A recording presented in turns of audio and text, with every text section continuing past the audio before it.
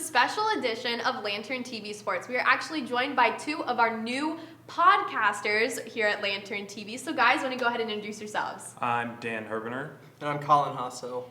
So this year, they're going to be doing a bit of a football/basketball podcast for us here at Lantern TV. So guys, let's talk about the podcast you had last year. Can you give me a little bit about it? Well, obviously, we talked a lot about the football team.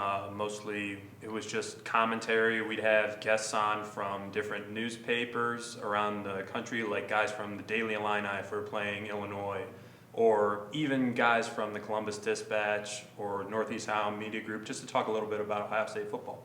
Yeah, and we've upgraded the name of the show. We're now the show from the shoe. Last year, the Lantern Football Podcast.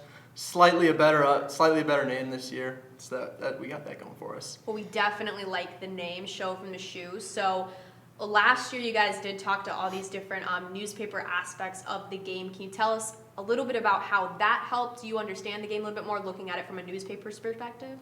Well, certainly talking to experts at any point in time is going to be very important if you want to learn more about the game. They know schematically, they know the insider information from coaches and players. So just gaining information from all these people, that helps your knowledge, and you look at the game in a different way and you watch the game differently. Yeah, and since a lot of what we did when we had on Doug Lamarice from the Plain Dealer or Bill Rabinowitz from the Columbus Dispatch, those were on big national games, and then on local games we had on reporters from just college newspapers, because we're not like Hawaii football experts, so we're looking for their perspective on it that we won't ever get, because we don't really watch 10 games of Hawaii every year. I'm going to pick your brain a little bit because we don't want to give everything away about your show. So pick your brain. We're going to go ahead. I'm going to put this out here.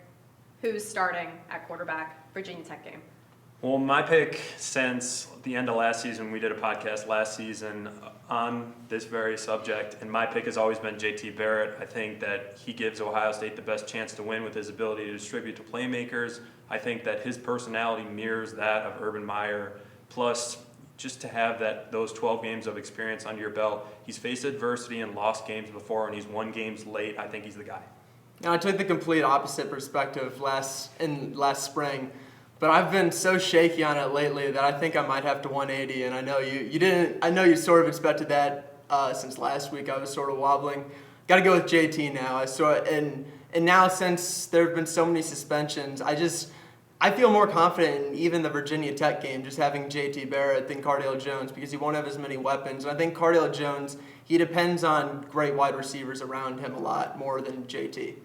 So then, looking at the suspensions, right now there's only really 3 wide receivers for Ohio State. I guess Braxton, you also have Michael Thomas, and then Dixon I know is going to come in there too, McLaren a little bit there. So can you guys talk about maybe who you see Ohio State sticking with in the wide receiver position now with your choice with JT Barrett?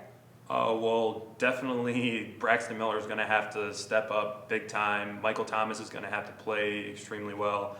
But you look at the game plan coming in, and certainly Bud Foster, a lot of what he did, he's a defensive coordinator with Virginia Tech. A lot of what he did last year was he played man coverage and just said that the receivers were going to have to go out and beat the corners for Ohio State to beat Virginia Tech. It's going to be a lot of the same thing in my estimation, a lot of man coverage. That's going to be one of my keys to the game. I don't want to give everything away right now, but like I said, it's going to be a lot of man coverage. I think Braxton Miller is going to have to play a big role in this game, which is a lot to ask for a guy just starting to play wide receiver, but if Ohio State wants to win, that's going to be huge. Yeah, and I agree with a lot of what he said. I think Michael Thomas is the obvious choice as who needs to have a great game, but he's being matched up with Kendall Fuller, who might be the best cornerback in entire college football, which means that Braxton Miller is going to have a huge game, and this is his first game of wide receiver. And then there's Johnny Dixon, and then a couple of guys who I barely even know the names of yet, and they're going to have to step up. And I don't even feel bad saying that I don't know the names of, because in game 2, they'll be the 5th and 6th best wide receivers on the team. It's just the suspensions might be massive for Ohio State this game. So suspensions aside, obviously Virginia Tech's defense, very, very powerful. Probably the best in the ACC. When you look at the season, so national champs, defending that title, did you guys predict that last year, or are you changing it up?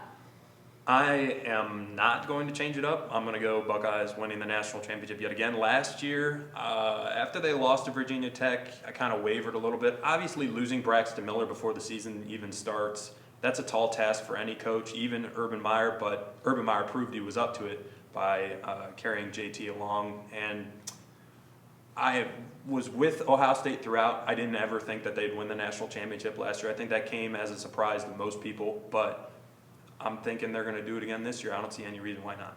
Yeah, and I'm so much more confident at this point this year than I was last year. I think on paper this is an unbelievable team, and we saw that with the AP #1 poll. They're the first ever unanimous team in the AP poll to be the #1 team in the nation.